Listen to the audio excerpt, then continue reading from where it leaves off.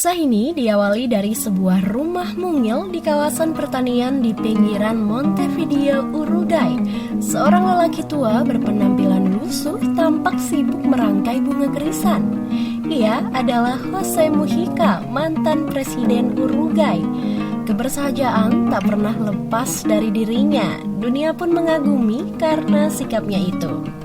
Mujica menjadi presiden dari 2010 hingga 2015. Selama memimpin, ia memang jauh dari hingar-bingar kemewahan. Ia lebih memilih menyumbangkan 90% gajinya untuk amal demi membantu warga miskin yang membutuhkan. Bahkan ia masih mengendarai mobil bututnya sendiri untuk beraktivitas tanpa pengawalan yang ketat. Padahal banyak mobil mewah dengan fitur keamanan dan keselamatan yang canggih yang disediakan khusus untuk presiden. Saya tidak khawatir soal keamanan karena saya dilindungi oleh rakyat saya, ujar Mujica suatu kali. Anak muda maupun orang tua di Uruguay memang mencintai Mujica sebagai pemimpin mereka. Karena kesederhanaan dan kejujurannya itu, ia juga dikenal keras dalam menentang praktik korupsi. Ia sering mengancam memutus hubungan dengan pengusaha bila tak melapor saat ada pejabatnya yang korup atau minta jatah proyek. Kisah hidupnya yang menggugah dan menyentuh membuat tidak sedikit sineas dari belahan dunia yang memfilmkannya. Salah satunya adalah dokumenter Lessons from the Flower Bed. Dari ladang bunga miliknya, ia membagikan pandangannya tentang politik dan kehidupan. Ingatan akan Jose Mujica dan filmnya ini tiba-tiba muncul ketika saya menyaksikan obrolan Ganjar bersama Aiman di Kompas TV. Presenter itu tampak amat terkejut saat mengetahui bahwa Ganjar tak pernah sepeser pun menerima gajinya selama jadi gubernur. Anda kan juga perlu tabungan, gak mau dong kalau nantinya setelah pensiun hanya bisa sarungan saja di rumah. Ledek Aiman yang saat itu ditanggapi Ganjar dengan senyuman tanpa kekhawatiran. Ya, sejak menjabat, Ganjar tidak pernah merasakan gajinya sebagai gubernur. Ia lebih memilih menyumbangkan semuanya ke Basnas untuk kebutuhan warga kurang mampu. Seperti merehab rumah tak layak huni ataupun membelikan kursi roda bagi masyarakat difabel.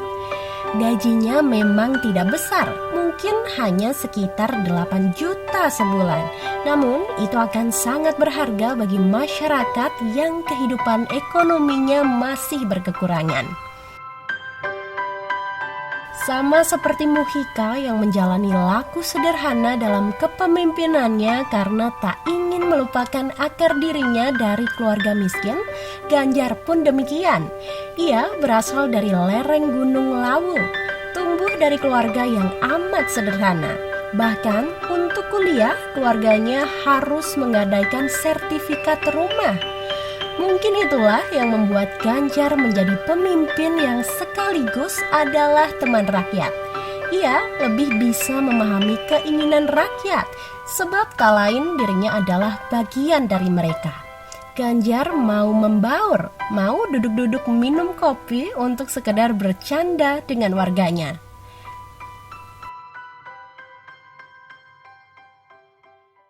Ganjar dan Mujica adalah dua generasi yang berbeda.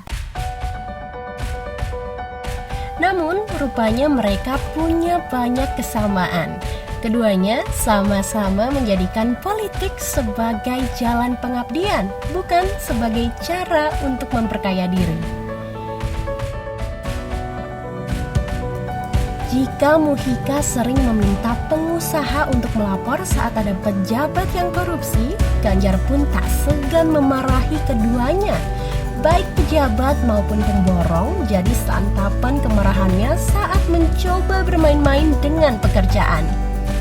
Kita masih ingat bagaimana Ganjar mengamuk dan memarahi rekanan saat melihat bangunan sekolah di Tawangmangu tak sesuai spek. Kemarahan Ganjar saat mengetahui pungli di jembatan timbang juga masih terus membekas dalam ingatan kita.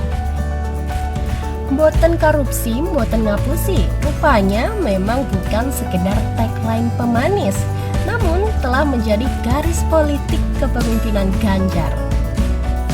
Birokrasi yang bersih, cepat, dan tak berbelit juga adalah alasan kenapa saat ini Jateng menjadi primadona investasi. Lapangan pekerjaan jadi terbuka lebar, pelan tapi pasti angka kemiskinan pun berkurang. Jika Jose Mujica telah memberi kita pelajaran dari sepetak kebun bunga miliknya, sekarang kita juga menemukan kisah yang tak jauh berbeda dari sosok pemimpin yang berasal dari lereng Gunung Lawu ini. Dari keduanya, kita mendapatkan pelajaran berharga tentang makna kesederhanaan dan arti saling berbagi. Salam Sobar Dialog.